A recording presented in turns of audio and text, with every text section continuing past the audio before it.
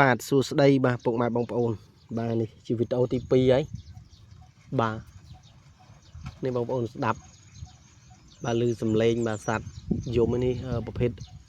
លោកខ្មោចយំបាទលន់ពុកនេះប្រភេទលោកខ្មោចបាទនោះយំដើមត្រាចនោះ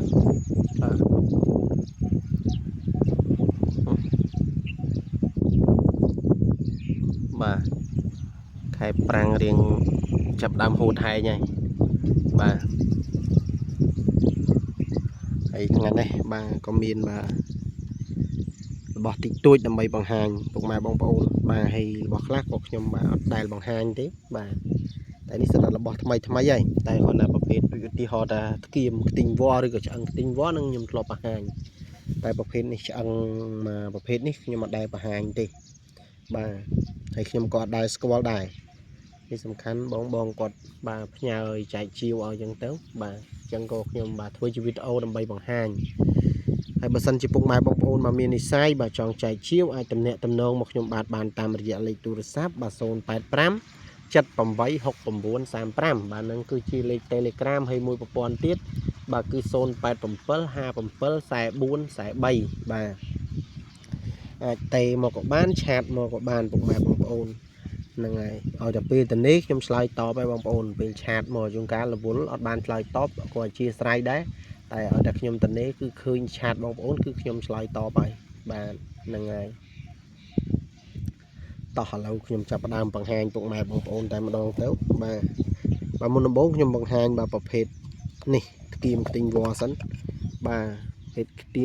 ស្គៀមខ្ទិញវល្លិនេះបាទគឺຂະຫນាត2ស្រទាប់តែរាងធំបងប្អូនធំបាទនេះសម្រាប់បងមាននិស្ស័យបាទអាចចែកជាវបានបាទ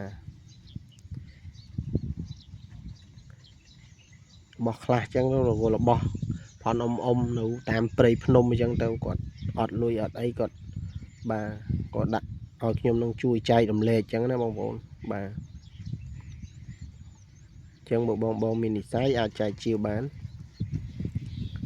បាទនេះរៀងធំពីស្រទាប់ខ្ញុំឃើញរបស់បងខ្លះគាត់បាទយកបោះក្រហមមកក្រងមួយយ៉ាងដែរយើងបាច់ស្រោបទេបាទសម្រាប់នេះក្រងតឹងអញ្ចឹងបាទអញ្ចឹងមួយយ៉ាងដែរអូដៃដល់ដៃសិតតែ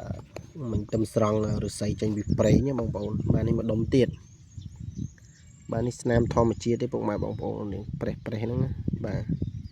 និយាយរួមរបស់ដៃសាកព្រៃបងប្អូនបាទប្រភេទសត្វនេះមិនមែនទៅកាប់សម្លាប់អីទេ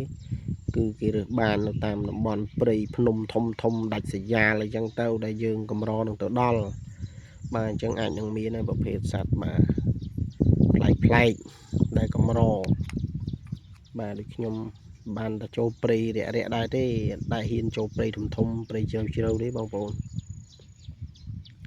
ហើយបងប្អូនគាត់ឆ្ងល់ឃើញស្នែងស្អីគ្រឿមមើលឆ្អឹងអីបាទតែឥឡូវបង្ហាញស្គៀមសិនបាទនេះមាន2ដុំបងប្អូនបាទស្តៀងគ្នាបាទសម្រាប់បងចង់យកទៅបាទសម្រាប់ដាក់តាមផ្ទះឬក៏ដើរចូលព្រៃចូលអីដើម្បីការពារពពួកសត្វអាសីរពឹសដែលមានពឹសខ្លាចវាតិចឬក៏ចឹកឬក៏ខាំយើងហ្នឹងបាទអញ្ចឹងយើងឈៀវដាក់តាមខ្លួនទៅជាពិសេសអ្នកចកាហ្នឹងបាទគឺសំខាន់ណាស់ដូចខ្ញុំដើរចូលព្រៃចូលអីខ្ញុំដឹងបាទគ្មានសត្វពឹសណាហ៊ានអែបយើងទេដោយសារវាក្លិនធំអីដែរអញ្ចឹងណាបងប្អូនព្រោះសត្វវាដឹងក្លិនណាកាប់ពិតបាទឆ្អឹងនេះគឺជាប់គ្នាទេបងប្អូនតែដោយសារ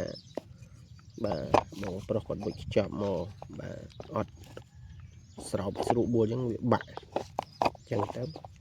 បាទក៏ស្នាមអញ្ចឹងទៅហើយប្លែកទេបងប្អូនប្រភេទបើយើងមើលចេះឲ្យថាឆ្អឹងគឺមិនមែនទេបាទនេះមិនដឹងតែជាប្រភេទឆ្អឹងជនីទេតែបើឆ្អឹងជនីដូចធំពេកទេបងប្អូនណា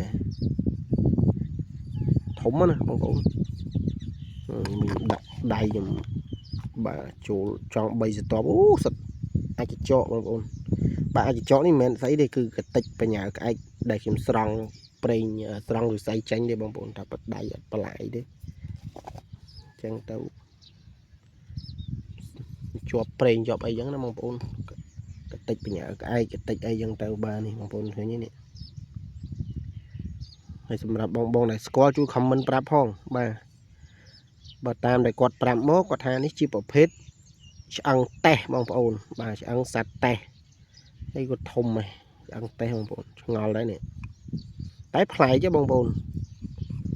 nhưng mà đây khuyên bảo phết ăn mà mong bị sần than chứ đây này mới với đang sẽ ăn này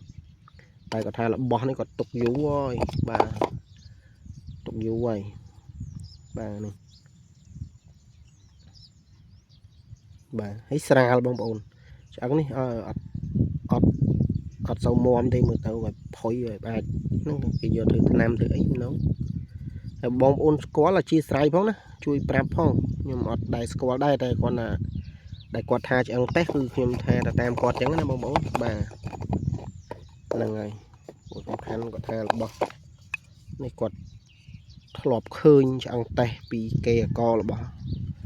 អ្នកមុនចឹងណាបងប្អូនបាទអញ្ចឹងក៏គាត់រើសបាននៅព្រៃដែរទេមិនមែនទៅកាត់សម្លាប់អីទេហើយគាត់អូថាជាឆ្អឹងតេះតែគាត់ណាបើខ្ញុំពេលបានស្នែងតេះស្នែងអីដូចតូចដែរទេស្នែងតេះអីដល់ឆ្អឹងធំចង់ប៉ុនឆ្អឹងដំរីហ្នឹងបងប្អូនតែឆ្អឹងជនីដំរីមិនមែនចេះទេនេះជិះទៅកន្លែងនេះបាទពួកខ្ញុំធ្លាប់មានដែរឆ្អឹងជនីដំរីបាទកន្លែងនេះប្លែកអញ្ចឹងបើប្រភេទឆ្អឹងនេះបើយើងបាទយកទៅដាក់ទុកបាទក៏ពិសេសដែរក៏ស្អាតដែរក៏ប្លែកដែរកម្រនឹងឃើញនេះសម្រាប់ខ្ញុំឯងបើបងគាត់ធ្លាប់ឃើញខ្ញុំអត់ដឹងដែរតែខ្ញុំអត់ដែរឃើញដែរប្រភេទនេះបាទហើយជាមួយវីដេអូក្រោយមានអីប្លែកទៀតចាំខ្ញុំបង្ហាញ